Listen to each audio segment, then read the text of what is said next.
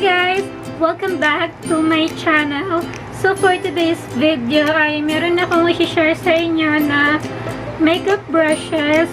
Kung ikaw ay beginners pa lang at hindi mo alam yung mga kakailanganin mong mga brushes, ito yung mga may recommend ko sa inyo na makeup brushes. So first, syempre mahilig tayong bumili ng mga nakaset na mga makeup brushes.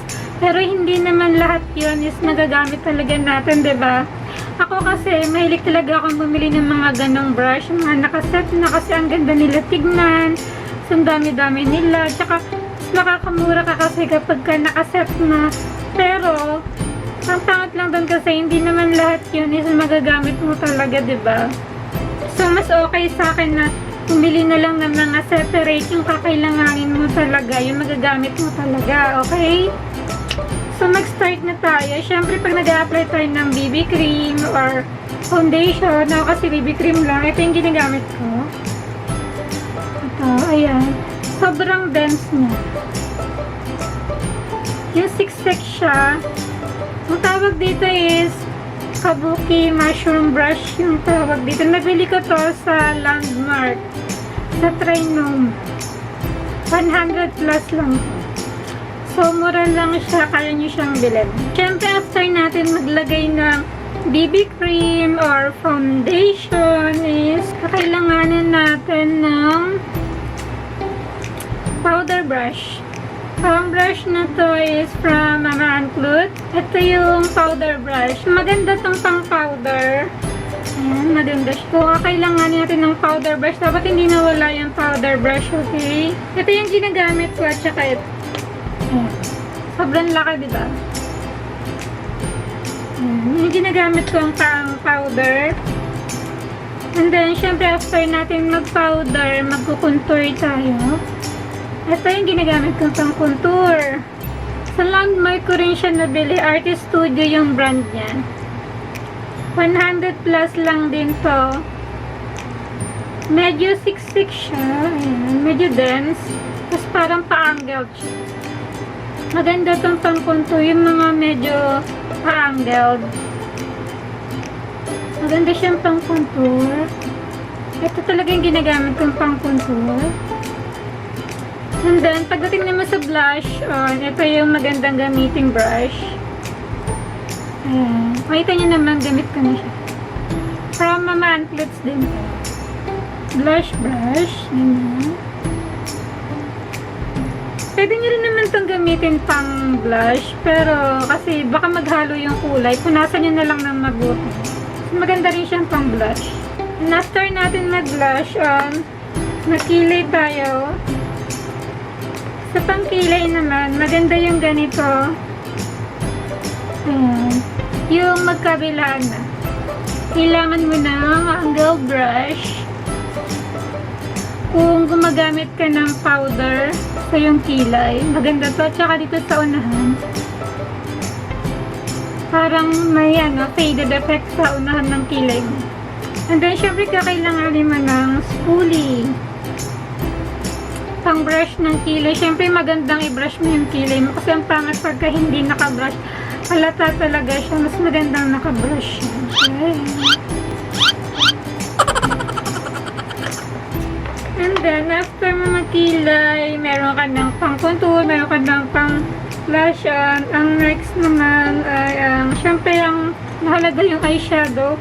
Kailanganin mo ng, sa pagdating sa mata, hindi naman kailangan na marami kang brushes eh. Ako kasi, talagang isang blending brush lang yung ginagamit ko. Ito. Ano to? From L. Kaso wala na ito eh. Face out na ito, matagal na. Siguro 6 years na to sa akin. Matagal na nito. As in, ang tibay niya. Tsaka favorite ko siya. Wala akong mahanap na kaparehas niya.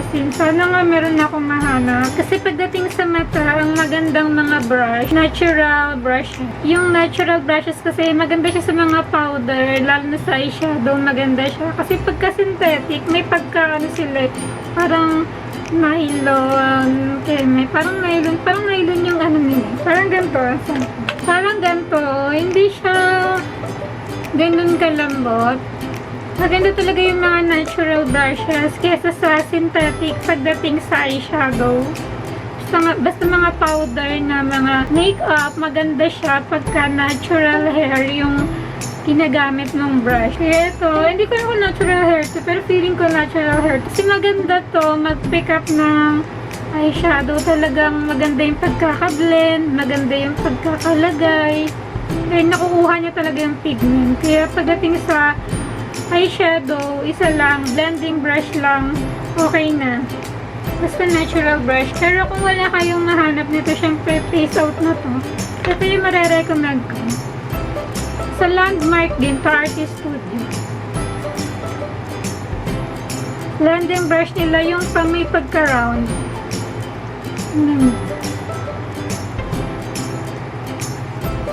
May pagka-round yung kanyang shape.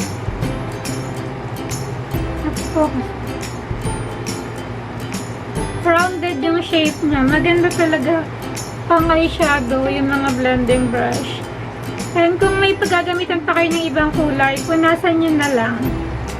Tapos gamitin nyo na ulit. Ganun lang naman yun. Isang blending brush lang para sa mata kayo. And kung gusto nyo namang maglagay ng highlighter, kahit anong blending brush na medyo malaki. Ganito. Tulad nito. Blending brush to na medyo malaki. Ito yung magandang pang highlight. Ayan. Dito. Dito. Dito.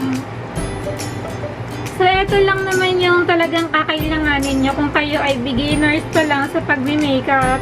Ito yung mga beginners brushes kung sa BB cream or foundation, powder, blush, or pan contour. Ayan lang. Ito lang. Hindi nyo na kailangan ng maraming brushes para matuto kayo mag-makeup. Pero professional talaga kayo. Siyempre, kakailanganin nyo ng maraming brushes kasi nagme-makeup kayo sa ibang tao eh. So, kailangan nyo ng maraming brushes, mga extra brushes, ganyan. Pero kung kayo ay beginners, ito lang naman ang kailanganin nyo, konti lang. So, that's the end of this video. Sana nakatulong tong video na to. Don't forget to like, share, and subscribe to my channel. And click nyo na rin yung bell sa gilid para ma-notify kayo every time na mag-upload ako ng bago kong video. Thank you so much for watching. Bye!